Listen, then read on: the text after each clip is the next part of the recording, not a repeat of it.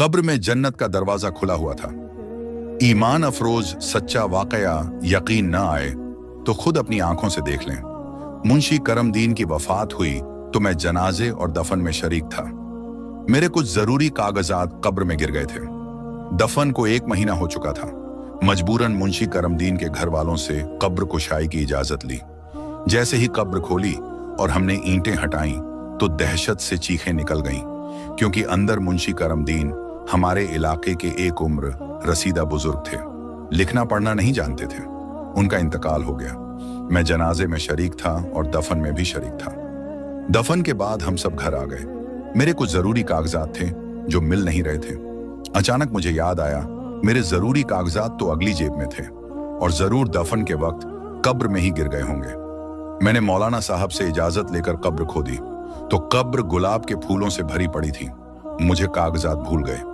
मैं मुंशी साहब के घर पहुंचा और सारा माजरा जाकर उन्हें बताया और पूछा कि वह कौन सा खास अमल करते थे। तो उनकी बेटी ने यह हैरत अंगेज इंकशाफ किया। मेरा नाम अकरम है। मैं पेशे के लिहाज से सरकारी क्लर्क हूं। घर से मैं तैयार होकर बाहर निकला तो मेरे कलीग यूसुफ का फोन आने लगा। मैंने कॉल उठाई तो वह उन कागजात का तकाजा कर रहा था जो उसने मुझे 2 दिन पहले संभाल कर रखने को दिए थे। मैंने उसे इत्मीनान दिलाया कि वह कागजात मेरे घर पर मौजूद हैं। तुम्हें घबराने या परेशान होने की जरूरत नहीं है। मैं लेकर बस घर से निकल रहा हूं। उसको तो मैंने तसल्ली करवा दी थी, लेकिन कागजात का सुनते ही मैं अपनी जेब टटोलने लगा। फिर मुझे याद आया, 2 दिन पहले तो मैंने यह वाले कपड़े पहने ही नहीं थे। मैं घबरा गया और सोचने लगा, उस दिन मैंने कौन सा सूट पहना था। जैसे ही मुझे याद आया, मैं जल्दी से मुड़ा और फिर घर के अंदर जाने लगा। मेरी माँ और बीवी मुझे इस तरह परेशानी की हालत में घर वापस आता देख चुकी थी और वह बहुत परेशान हो गई और सारे काम छोड़कर मुझे देखने लगी। मैंने इन दोनों के सवालों को नजरअंदाज किया और फिर भागते हुए अपने कमरे में जाकर वह काला सूट ढूंढने लगा जो उस दिन मैंने पहन रखा था। क्योंकि मुझे अच्छे से याद है, घर से बार बार फोन आने के बाइस यूसुफ ने जो कागजात दिए थे वह मैंने जेब में ही डाल दिए थे। फिर मुझे घर आकर इस बात का ध्यान ही नहीं रहा कि वह अहम कागजात मेरी जेब में थे, मुझे संभाल कर रखने थे। मैं तो मुंशी साहब की वफात का सुनकर ही बिखल गया था, क्योंकि मेरे वालिद के जाने के बाद सबसे ज्यादा ख्याल उन्होंने मेरा रखा था। उन्होंने कभी भी मुझे एक वालिद की कमी महसूस नहीं होने दी थी। जैसे ही घर आया, मैंने मोटरसाइकिल खड़ी की और फिर मुंशी साहब के जनाजे की तरफ चला गया। मुझे तो होश ही न रहा। मैंने सारा कमरा उलट पलट कर देख लिया। मेरी बीवी भी कमरे में आ चुकी थी और वह मुझसे पूछ रही थी कि आखिर मैं इतना बिखलाया हुआ क्यों हूं और क्या ढूंढ रहा हूं। आप मुझे बताएं ताकि मैं आपकी कोई मदद कर सकूं। लेकिन कागजात गुम हो गए हैं, ये सोचकर ही मुझे टेंशन होने लगी। अब मैं यूसुफ को कौन से कागजात दूंगा, क्योंकि वह तो हरगिज चुप होने वाला नहीं था। मैंने बीवी की एक न सुनी और सारी अलमारी उलट कर देख ली। उसमें से वह सूट नहीं निकला। मैं घबरा गया। तभी मैंने अपनी बीवी को कहा कि मैंने उस दिन जो काला सूट पहना था वह कहाँ है। वह कहने लगी, लेकिन क्यों? तभी मैंने उसको बताया कि उसमें बहुत अहम कागजात थे। वह बेचारी तो पहले ही मेरे गुस्से और हड़बड़ाहट की वजह से सहमी हुई थी। मेरे इस तरह गुस्सा करने पर वह जल्दी से मेरे साथ वह सूट ढूंढने लगी। फिर कुछ याद आने पर उसने सर पर हल्की सी एक जब्त तमारी और कहने लगी, खुदा मुझे अक्ल का मामला अता फरमाए। मुझे तो अब याद आया कि मैंने वह कपड़े मशीन में धोए थे। वह तो छत पर होगा। यह कहकर वह जल्दी से भागते हुए छत पर जाने लगी। मुझे इतना सख्त गुस्सा आ रहा था, मेरा दिल चाह रहा था कि हर चीज तबाह बर्बाद कर दूं, क्योंकि मेरे ऑफिस में सबके सामने बेइज्जती होने वाली थी और वजह थी मेरी बीवी। मैं जल्दी से बिना जूते पहने छत पर चढ़ने लगा। मेरी बीवी पहले ही वहां पहुंच चुकी थी। उसने बाल्टी में से सारे गीले कपड़े निकाले और उसके नीचे से वो काला सूट भी निकल आया। मैंने जल्दी से उसके हाथ से वो सूट छीन लिया और फिर उसे देखने लगा। मैंने सारी जेबें चेक की, लेकिन वो कागज मुझे नहीं मिले। मैं सोचने लगा कि उस दिन कागज मिलने के बाद मैं कहां गया था जहां मैं वो कागज तलाश सकता हूं। 19 सितंबर शुक्रवार के दिन मुंशी साहब का इंतकाल हुआ था। मेरे वालिद के जाने के बाद जब कोई भी हमारी खबर लेने वाला नहीं था, रिश्तेदार हमसे डरते थे और दूर रहते थे। ऐसे में एक शख्स हर महीने अपने पैसे से राशन लाकर हमें दिया करता था। मेरी वालिदा को नहीं पता था कि वो कौन है, लेकिन मैं अच्छे से जानता था कि गली के आखिर में जो घर है उसके सरबराह मुंशी साहब ही हमारे घर राशन देकर जाते थे। वो हमारे हालात से वाकिफ थे। तब मैं यूनिवर्सिटी में आखिरी साल में था। जल्द ही मैं अपने पैरों पर खड़ा होने वाला था। मेरे वालिद की जगह मेरी क्लर्क की नौकरी लग चुकी थी, लेकिन मैं अपनी डिग्री पूरी करना चाहता था। अब्बा की पेंशन से घर का खर्च चलाना मुश्किल था। ऐसे में मेरी पढ़ाई के खर्चे भी एक्स्ट्रा थे। न जाने अब्बा वो सारे खर्चे कैसे पूरे करते थे। अब्बा की वफात के बाद मुझे पता चला कि उनकी तनख्वाह से हमारा गुजारा नहीं होता था। वो तो 24 घंटे में से 12 घंटे काम करते थे, तब जाकर कहीं मुश्किल से गुजारा होता था। मुश्किलों ने मुझे समझ नहीं आने दिया कि क्या करूं। तब मैं मुंशी साहब के पास गया और उनसे काम मांगने लगा, ताकि दिन में यूनिवर्सिटी जाऊं और रात को उनके पास काम कर सकूं। मुंशी साहब ने मुझे समझाया कि मेरी नौकरी तो वालिद की जगह लग सकती है और पैसे की टेंशन लेने की जरूरत नहीं है। वो मुझे उधार पैसे देने को तैयार थे, ताकि मैं सुकून से पढ़ाई कर सकूं। उन्होंने मेरे पढ़ाई के खर्चे उठाए और महीने का राशन भी भिजवाया। मैं उनके एहसानों तले दबता जा रहा था। जैसे ही मेरी पढ़ाई पूरी हुई, मैंने फैसला किया कि सबसे पहले मैं उनका सारा कर्ज चुका दूंगा। मुझे 2 साल लगे वो पैसे लौटाने में। अगर मुंशी साहब मेरी मदद न करते तो मेरी पढ़ाई अधूरी रह जाती और मुझे कभी तरक्की न मिलती। मैं उनका जितना शुक्रिया अदा करूं वो कम है। अब्बा के जाने के बाद उन्होंने हमें संभाला। आज भी जब उन्हें कोई काम पड़ता है तो मैं कितना भी बिजी क्यों ना हूं, सब छोड़कर उनकी मदद के लिए पहुंच जाता हूं। काफी दिनों से उनसे मुलाकात नहीं हो पाई थी। मैं ऑफिस में बहुत ज्यादा व्यस्त था। तभी मेरी बीवी की कॉल आई। उसने बताया कि मुंशी साहब का इंतकाल हो गया है। मुंशी साहब के इंतकाल की खबर सुनकर मुझे लगा जैसे मैं फिर से यतीम हो गया हूं। मेरे वालिद के बाद मेरा सहारा इस दुनिया से चला गया था। मैं जैसे खड़ा था वैसे ही घर लौट आया। ऑफिस में भी मैंने यही बताया कि मेरे वालिद के भाई का इंतकाल हो गया है, क्योंकि मेरे वालिद उनसे बहुत अटैच थे। मुंशी साहब, मैं उन्हें अदब से बुलाता था। वैसे तो मैं अक्सर उन्हें चाचा कहा करता था। वो भी इस तरह बुलाए जाने पर बहुत खुश होते थे। मेरे सिर पर हाथ रखते, मेरे माथे को चूमते और ढेरों दुआएं देकर रुखसत होते। आज जब वो इस दुनिया से चले गए तो मुझे लगा जैसे मैं पूरी दुनिया में अकेला रह गया हूं। मुंशी साहब हमारे इलाके के सबसे बुजुर्ग शख्स थे। वो लिखना पढ़ना नहीं जानते थे, लेकिन अपने काम में माहिर थे। जब कागज नहीं मिले तो मुझे याद आया कि मुंशी साहब के जनाजे और दफन के वक्त मैं वहीं मौजूद था और मौलवी साहब की हिदायत पर काम कर रहा था। शायद वो कागज मेरी जेब से गिरकर कब्र में या मिट्टी में दब गए हों। अगर वो कागज नहीं मिलते तो मेरी नौकरी चली जाती। मैं किसी भी तरह उन कागजात का हल चाहता था। मैंने मौलवी साहब से मशवरा किया तो उन्होंने कहा कि इस दौरान उनकी कब्र खोदना सही बात तो नहीं है, लेकिन जैसा तुम कह रहे हो कि उन कागजात की गुमशुदगी से तुम्हारी नौकरी जा सकती है, तो मैं तुम्हें इजाजत देता हूं कि तुम वो कब्र खोदकर कागज निकाल लो। उनकी ये बात सुनकर मुझे राहत मिली। यूसुफ साहब सुबह से मुझे बार बार कॉल करके तंग कर रहे थे और पूछ रहे थे कि आखिर वो कागजात कहाँ हैं। मैंने अब उन्हें बता दिया कि मैं कागज तलाश कर रहा हूं। आप फिक्र मत करें, बस दुआ करें कि वो कागज मिल जाएं। क्योंकि ऐसे मामलात में पुलिस को भी शामिल किया जाता है, तो हमें पुलिस को भी इत्तला देनी पड़ी। शुक्र है कि मेरा एक दोस्त जो पुलिस में इंस्पेक्टर के ओहदे पर काम कर रहा था, मेरी मदद करने को तैयार हो गया। फिर बिना किसी को बताए हम कब्र खोदने का काम शुरू कर दिए। मौलवी साहब ने हमें जो वक्त बताया था, उस वक्त के मुताबिक हम लोग पहले ही कब्रिस्तान पहुंच गए थे और खुदाई करने लगे। मुंशी साहब के घर वालों से भी हमने इजाजत मांगी थी। पहले तो उनकी बीवी राजी नहीं हुई, लेकिन मुझसे हमदर्दी करते हुए उन्होंने इजाजत दे दी कि उनके शौहर की कब्र को खोलकर वो कागजात ढूंढ लिए जाएं। हम सब तैयार थे। वहां तकरीबन 4 लोग मौजूद थे। एक मौलवी साहब, दूसरा गोरखन, मैं और चौथा इंस्पेक्टर बशीर। मैंने अपने दिमाग में आने वाले ख्यालों को मुश्किल से रोका था, क्योंकि मेरे जहन में बार बार एक ख्याल आ रहा था कि मुंशी साहब न जाने किस हालत में कब्र में मौजूद होंगे। इंसानी जिस्म तो 17 दिनों के अंदर गल सड़ जाता है। अब तो उन्हें गए हुए तकरीबन 30 दिन हो चुके थे। मुझे बहुत डर लग रहा था, हाथ कांप रहे थे, लेकिन गोरखन के कहने पर हम मिट्टी हटाने लगे। मैं बार बार आयतुल कुर्सी का वर्ड कर रहा था, क्योंकि मेरे अंदर खौफ बैठ चुका था। ऐसा वक्त जब कोई कब्रिस्तान जाना भी पसंद न करे, ऐसे में हम एक कब्र खोद रहे थे। दिल दहला हुआ था, मेरे होश बिल्कुल भी दुरुस्त नहीं थे। आखिरकार कब्र को खोलने में हम कामयाब हो गए।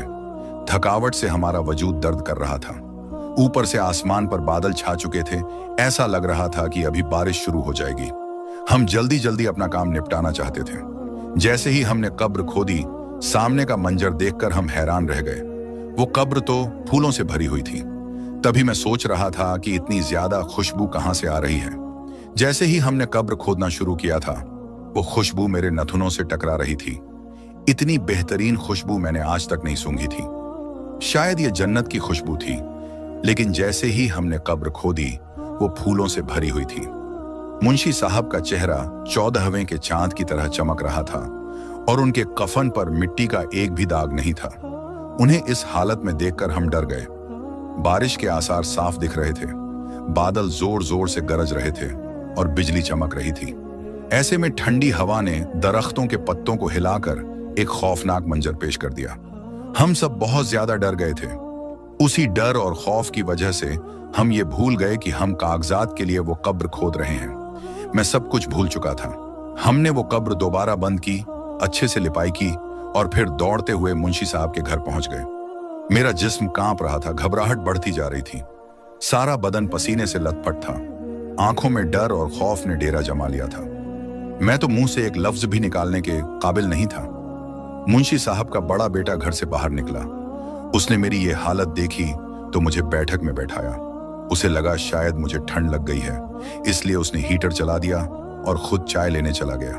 क्योंकि जितना मैं डरा हुआ था, उसे साफ जाहिर हो रहा था कि फिलहाल मैं कुछ भी बोलने के काबिल नहीं था।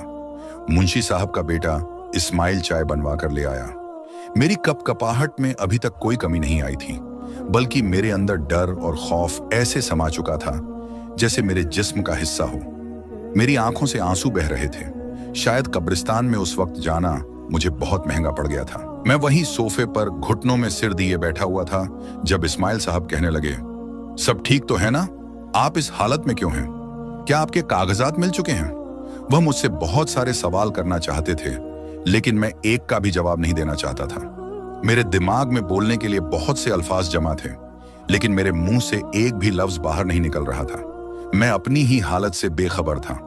तभी इस्माइल साहब को किसी दोस्त का फोन आया और पता चला कि उसका एक्सीडेंट हो चुका है।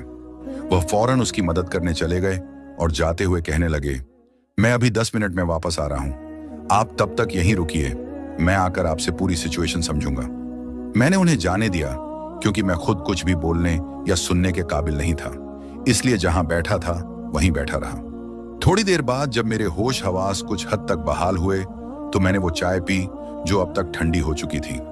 मैं अभी ठंडी चाय खत्म ही करने वाला था जब मुंशी साहब की बड़ी बेटी रुखसाना मेरे पास आई और कहने लगी, भाई साहब, आप यहाँ कब तक बैठे रहेंगे? मुझे लगता है कि भाईजान को देर हो जाएगी। आप सुबह लौट आइए। अगर कुछ बात करनी हो तो मुझसे कर लीजिए, क्योंकि फिलहाल भाई घर पर नहीं आ सकते। उनका फोन आया था और उन्हें घर पहुंचने में लगभग 6 से 7 घंटे लगेंगे। या तो आप अपने घर लौट जाइए या फिर यहीं आराम कर लीजिए।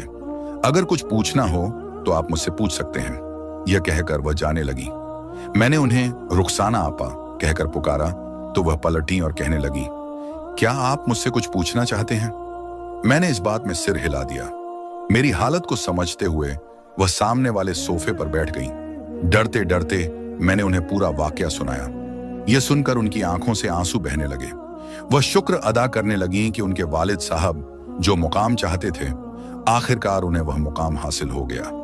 उनकी आंखों से आंसू बह रहे थे, लेकिन चेहरे पर मुस्कान थी। वह बहुत खुश थीं, लेकिन अपने पिता के बिछड़ने का गम भी उनके चेहरे पर साफ झलक रहा था। मैं उनसे जल्द से जल्द कुछ जानना चाहता था, लेकिन वह इतनी ज्यादा गमगीन थी कि जवाब देने के काबिल ही नहीं थी। मैं उनके नॉर्मल होने का इंतजार करता रहा। मैं उन्हें तसल्ली देना चाहता था, लेकिन मेरी हिम्मत नहीं हो रही थी। कुछ देर बाद उन्होंने अपने आंसू पोंछे और कहने लगी, यह सब कुरान मजीद की बरकत से हुआ है। बेशक अल्लाह का कलाम सच्चा और बराहक है। मेरे वालिद साहब पढ़ना लिखना नहीं जानते थे, लेकिन कुरान मजीद से उनकी मोहब्बत बेमिसाल थी। हम बार बार उनसे पूछते थे, आपको तो पढ़ना लिखना नहीं आता, फिर आप इतना ज्यादा कुरान मजीद कैसे पढ़ लेते हैं? वह रोते हुए कहते थे, बेशक मैं गफलत में कुरान मजीद नहीं पढ़ सका, लेकिन मेरे पास वसाइल भी नहीं थे। मैं खुदा से हर आयत पर यह कहता हूं कि ऐ खुदा, मैं अनपढ़ हूं, मैं पढ़ नहीं पाया और न ही मैं जान सकता हूं कि आपने कुरान मजीद में कौन से हुक्म फरमाए हैं। बेशक आपके जो भी हुक्म हैं वह सच्चे और हक पर हैं। यही वजह थी कि मेरे वालिद की कुरान से बेपनाह मोहब्बत ने आज उन्हें यह मुकाम दिया। जन्नतियों में उनका शुमार हो रहा है। वह औरत रोने लगी और मैं हैरानी से उन्हें देखने लगा। मैंने यही नतीजा निकाला कि शायद यह कुरान मजीद की मोहब्बत ही थी जिसने आज उन्हें इस मुकाम पर पहुंचा दिया। लोग उनके जन्नती होने की गवाही दे रहे थे। हम में से बहुत से लोग ऐसे हैं जो अपने कुरान मजीद के लिए कीमती से कीमती गिलाफ बनवाते हैं, लेकिन कुरान को पढ़ते नहीं और फिर हम उसे अलमारियों में सजाकर रख देते हैं। यहां तक कि महीनों तक उसे उठाकर पढ़ते भी नहीं, जिसकी वजह से उस पर धूल जम जाती है। यह कुरान मजीद हमारे लिए हिदायत का सरचश्मा है। हमारे हर मसले का हल इसमें मौजूद है, लेकिन हम न तो इसे समझकर पढ़ते हैं और न ही इसके तर्जुमा को दोहराने की कोशिश करते हैं। हम इसे सिर्फ एक फर्ज के तौर पर कुछ आयतें पढ़ लेते हैं और फिर कुरान मजीद को बंद करके किसी ऊंची जगह पर रख देते हैं जहां हमारा कभी हाथ भी नहीं पहुंचता। इस वजह से हम इसकी तिलावत से महरूम हो जाते हैं। मैंने मुंशी साहब की बेटी की बात सुनी और मुझे मेरा जवाब मिल चुका था। मैं बिना कुछ बोले जैसे आया था वैसे ही बैठक से बाहर निकल गया। वह औरत मुझे इस तरह जाता हुआ देखती रही। मेरे बाहर निकलते ही उसने बैठक का दरवाजा बंद किया और अंदर चली गई। मैं छोटे छोटे कदम उठाते हुए अपने घर पहुंच गया। मेरी बीवी परेशान हाल बाहर सहन में मेरा इंतजार कर रही थी। वह ठंड से कांप रही थी, लेकिन उसने मेरा इंतजार करना नहीं छोड़ा। मुझे उस पर बहुत प्यार आया और खुद पर गुस्सा भी। मैं बिना कुछ सोचे, बिना उसे सलाम किए अपने कमरे में गया। फिर पूरे कमरे को घूर कर देखने लगा। कितना अरसा हो गया था, मैंने कुरान मजीद को उठाकर भी नहीं देखा था। मैं मस्जिद में जाता तो अगर वक्त मिलता वहां रखे कुरान मजीद से तिलावत कर लेता। अगर वक्त न मिलता तो बस नमाज पढ़कर वापस लौट आता। मैंने चारों तरफ नजर दौड़ाई और सारी दराजें छान मारी। मुझे कुरान मजीद कहीं भी नजर नहीं आया। सामने टेबल पर मेरी बीवी का कुरान रखा हुआ था। मेरा दिल शिद्दत गम से फटने लगा कि मैं कैसा मुसलमान हूं जिसे अपना रखा हुआ कुरान मजीद भी नहीं मिल रहा। मेरी बीवी भी मेरे पीछे आ चुकी थी। वह कहने लगी, अब क्या ढूंढ रहे हैं? आपके कागजात तो मिल चुके हैं। मैंने कहा, कागजात तो मिल चुके हैं, लेकिन मैं कुरान मजीद खो चुका हूं, उसे तलाश कर रहा हूं। मेरी बीवी हैरत से मुझे तकती रही। उसे मेरी मानी खेज बातों की बिल्कुल भी समझ नहीं आ रही थी। वह झुंझला रही थी। तभी वह कहने लगी, कहीं आप अपना कुरान मजीद तो नहीं ढूंढ रहे? मैंने कहा, हाँ, मैं वहीं ढूंढ रहा हूं। क्या तुमने मेरा कुरान मजीद कहीं देखा है? वह कहने लगी, आप भी ना, आपने खुद ही मुझसे अलमारी के ऊपर वह कुरान मजीद रखवाया था। आप खुद ही भूल गए। फिर उसने जल्दी से लकड़ी वाली टेबल उठा लाई और कहने लगी, ऊपर चढ़कर देखिए, आपको आपका कुरान मजीद मिल जाएगा। मेरे आंसू मेरे हलक में अटक चुके थे। मैं कुछ भी बोलने के काबिल नहीं था। फिर भी मैंने जल्दी से टेबल को खींचा, जिसकी वजह से फर्श पर पड़ी हुई कारपेट एक तरफ हो गई। मुझे इस बात की कोई परवाह नहीं थी। मैंने जल्दी से टेबल को घसीट कर अलमारी के पास लाया और फिर उस पर चढ़ गया। मेरी आंखों से आंसू बह निकले थे, क्योंकि अब तक मैंने खुद को जब्त में रखा हुआ था। अब मुझे समझ आया कि अब तक मैं कितने बड़े गुनाह में मुब्तला था। आज मुझे इस गुनाह से रिहाई मिलने वाली थी। जैसे ही मैंने अलमारी पर नजर दौड़ाई, वहां हर तरफ धूल की मोटी तह जमी हुई थी। मुझे अपना कुरान मजीद रखा हुआ नजर न आया। मैं घबरा गया। मेरी आंखों से आंसू लगातार बह रहे थे। दिल अजीब सी घबराहट का शिकार हो चुका था। मेरे हाथ कांप रहे थे। मैंने अपनी बीवी को बुलाया और उससे कहा, यहां तो कोई कुरान मजीद नहीं रखा। क्या तुमने कुरान मजीद कहीं और रख दिया है और तुम भूल गई हो? जल्दी से कुरान मजीद तलाश करो। मुझे अपना दिल डूबता हुआ महसूस हो रहा था। यह सोचकर कि मैंने अपना कुरान खो दिया। तभी मेरी बीवी मुझे इस हालत में देखकर परेशान हो गई और मेरे साथ कुरान मजीद ढूंढने लगी। हमने सारा घर छान मारा। तभी न जाने कैसे मुझे ख्याल आया। मैंने अलमारी पर जमी हुई उस गर्द को नजरअंदाज किया और फिर अपना हाथ अलमारी पर मारना शुरू किया। वह गर्द हटने लगी और उस गर्द में से मटमैले रंग की वेलवेट में लिपटी हुई एक किताब मुझे नजर आई, जो गर्द से इस कदर ढक चुकी थी कि पता ही नहीं चल रहा था कि वह कोई किताब है। मैंने हड़बड़ाहट में उसे अपनी तरफ खींचा। बहुत सी मिट्टी उड़कर मेरे चेहरे पर जम चुकी थी, लेकिन मुझे इसकी कोई परवाह नहीं थी। मिट्टी की वजह से मुझे खांसी आने लगी और थोड़ी गर्द मेरी आंखों में भी चली गई। मैंने कुरान मजीद को सीने से लगाया और जल्दी से नीचे उतरा। मेरी बीवी मेरी तरफ आई और मेरा चेहरा साफ करने लगी। मुझे इसकी कोई परवाह नहीं थी। मैंने कुरान मजीद का गिलाफ उतारा और फिर उसे चूमते हुए सीने से लगाकर 10 मिनट तक रोता रहा। ऐसा लग रहा था कि अल्लाह ने अपनी रहमत मुझ पर पूरी कर दी हो, जिसने मुझे कुरान मजीद से दोबारा रूबरू करवा दिया। मुझे आज भी याद है, जब अब्बा जान जिंदा थे तब मैंने पूरे 2 महीने पैसे जमा करके ये वेलवेट का गलाफ खरीदा था, जो उस वक्त बहुत महंगा था, लेकिन मुझे इसकी परवाह नहीं थी। मैं अपने कुरान मजीद को सबसे कीमती कपड़े में छुपाना चाहता था, और मैंने उसे खुद से इतना दूर कर दिया था कि आज वह मेरी पहुंच से बाहर हो गया था। मैं रोने लगा और रोते हुए कुरान मजीद को गले लगाकर बैठ गया। मेरी बीवी हाफिजे कुरान थी। मेरी यह हालत देखकर वह घबरा गई और सूरह रहमान की तिलावत करने लगी। उसकी आवाज इतनी प्यारी थी और पढ़ने का अंदाज लाजवाब था। वह समझी शायद रात के इस पहर कब्रिस्तान से लौटने की वजह से मेरी यह हालत हो गई, लेकिन उसे नहीं पता था कि मुझ पर हिदायत के दरवाजे खुल चुके हैं। तभी मेरी यह हालत हो रही थी। मैं सूरह रहमान सुनता गया और मेरी आंखों से आंसू और ज्यादा तेजी से बहने लगे। फिर मैंने अपनी बीवी को सारा वाकया सुनाया। वह हैरान रह गई। उसने कहा, बेशक ये कुरान मजीद की बरकत है, जिसकी वजह से हम सब मुसलमान मुसीबतों से बचे हुए हैं, वरना हमारा हाल भी उन काफिरों और मुनाफिकों की तरह होता, जो जाहिर में तो मुसलमान थे लेकिन हकीकत में काफिरों के साथ मिले हुए थे। हम जाहिर में तो खुद को मुसलमान कहते हैं, लेकिन हमारी एक भी हरकत मुसलमानों वाली नहीं है। न हमें अपने दीन की समझ है और न ही हम इस पर अमल करते हैं। रोते रोते मेरी आंख लग चुकी थी, जबकि मेरी बीवी अभी तक सूरह रहमान की तिलावत कर रही थी। मैंने ख्वाब में देखा कि मुंशी साहब मुस्कुरा रहे थे। मैंने देखा कि मैं उनके बिल्कुल पास बैठा हुआ हूं, और इतनी प्यारी वादी है कि आज तक मैंने ऐसी वादी अपनी आंखों से नहीं देखी। शायद यह जन्नत की वादी थी। मैं ख्वाब से जाग गया, पसीने से तरबतर हो रहा था। मेरी बीवी मेरी हालत देखकर परेशान थी। तभी वह कहने लगी, आप नमाज में गफलत बरतते हैं, अभी वुजू कीजिए और ईशा की नमाज अदा कर लीजिए, देखना आपको सुकून मिलेगा। उसकी यह बात मेरे दिल को लगी। मैं जल्दी से उठा और सजदे में गिरकर रोने लगा, क्योंकि आज तक मैंने नमाज एक फर्ज के तौर पर अदा की थी, लेकिन आज मैंने खुदा की मोहब्बत में यह नमाज अदा की। मुझे दिल्ली सुकून हासिल हुआ। मैंने खुदा का शुक्र अदा किया, और फिर मैंने कुरान मजीद की तिलावत को अपना रोजाना का मामूल बना लिया। प्यारे दोस्तों, उम्मीद करता हूं कि आज का यह खूबसूरत वाकया आपको बेहद पसंद आया होगा, और ऐसे ही और वाकयात सुनने के लिए हमारे चैनल को सब्सक्राइब जरूर करें। शुक्रिया।